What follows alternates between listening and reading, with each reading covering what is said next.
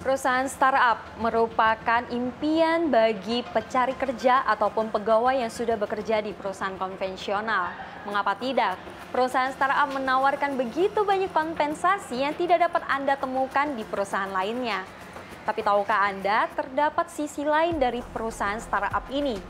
Yaitu di tahun 2024 tercatat 90.000 lebih pegawai yang sudah diberhentikan atau di PHK dari pekerjaannya oleh perusahaan startup, terutama di bidang teknologi. Bagaimana pembahasannya? Simak liputan berikut ini.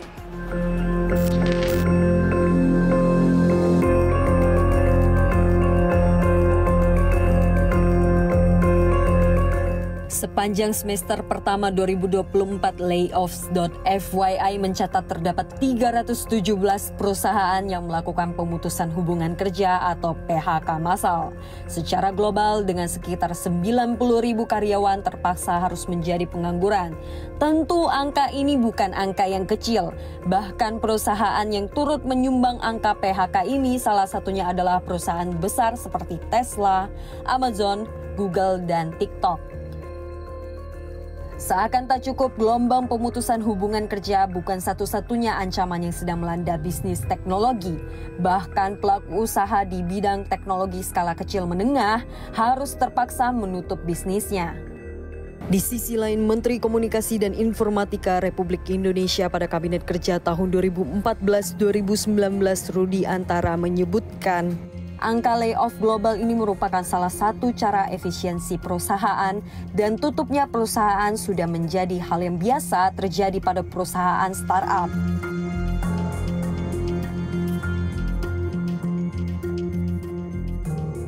Kalau kita baca data dari layoff ya, itu memang perusahaan teknologi. Tapi kalau kita lihat startupnya itu levelnya itu later stage startup.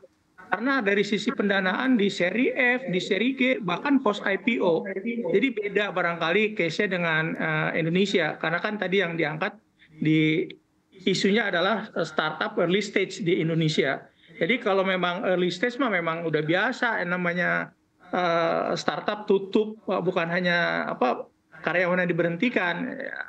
Karena kan success rate startup itu dalam waktu 5 tahun tidak lebih dari 5%. Artinya kalau ada 100 startup, 5 tahun yang nyisa cuma 5 gitu loh. Kurang lebih story-nya demikian. Jadi agak beda konteksnya ya dengan yang layoff. Nah, kalau kita lihat juga yang layoff juga, mengapa mereka memberhentikan karyawannya? Berbagai sebab sebetulnya. Ya, contoh Apple. Apple itu nggak sampai 1.000 ya, ada 600. Tapi karena apa? Karena divisi yang mengembangkan EV di Apple itu dibubarkan.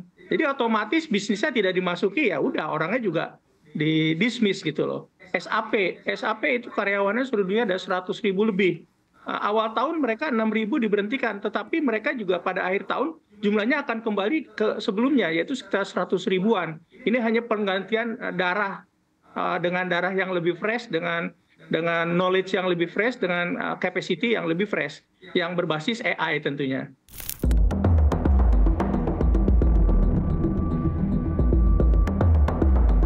Microsoft membuat laporan yang mengungkapkan peran teknologi AI di Indonesia, yang ternyata AI menjadi salah satu referensi dalam perekrutan. Dengan asumsi 69% bos perusahaan di Indonesia akan menolak merekrut karyawan tanpa keterampilan AI. Laporan ini juga mengungkapkan AI dari sisi penggunaan bisa menghemat 30 menit waktu bekerja setiap harinya. Kalau dilihat dari data yang layoff ya, itu bukan melakukan layoff bukan karena AI. Karena mereka merubah model bisnis seperti tadi Apple, mereka tadinya mengembangkan EV, electric vehicle, sekarang nggak jadi ke sana, ya sudah layoff ya. Terus juga SAP memang sekarang fokus ke AI, tapi akan menambah lagi jumlah pegawainya sama dengan awal tahun. Nah, kalau di Indonesia AI itu sebetulnya terjadi shifting ya. Sumber daya manusia seperti apa, kualifikasi seperti apa. Yang programmer tadinya memang agak tergeser dengan AI, karena sekarang membuat program juga bisa menggunakan AI. Yang dibutuhkan adalah data analis ya, yang lebih konseptual, lebih bersifat engineering daripada programmer. Itu memang terjadi, programmer akan tergeser tapi digantikan oleh data analis atau data scientist. Jumlahnya ya saya belum tahu ya tepatnya berapa, tapi pasti ada pergeseran.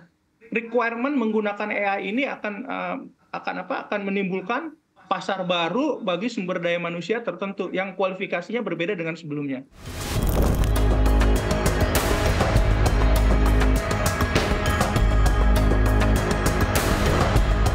Perkembangan teknologi memang tidak dapat dihindarkan. AI ataupun robotik memang sudah seharusnya terus kita kembangkan agar dapat mengejar yang namanya perkembangan teknologi di dunia. Tetapi memang pengembangan diri oleh manusianya sendiri harus tetap dinomorsatukan agar gelombang PHK massal seperti ini tidak terjadi lagi dan dapat mendukung aktivitas dari manusianya sendiri. Dari Jakarta, Dwi Devita Haryoryantomo untuk CNBC Indonesia.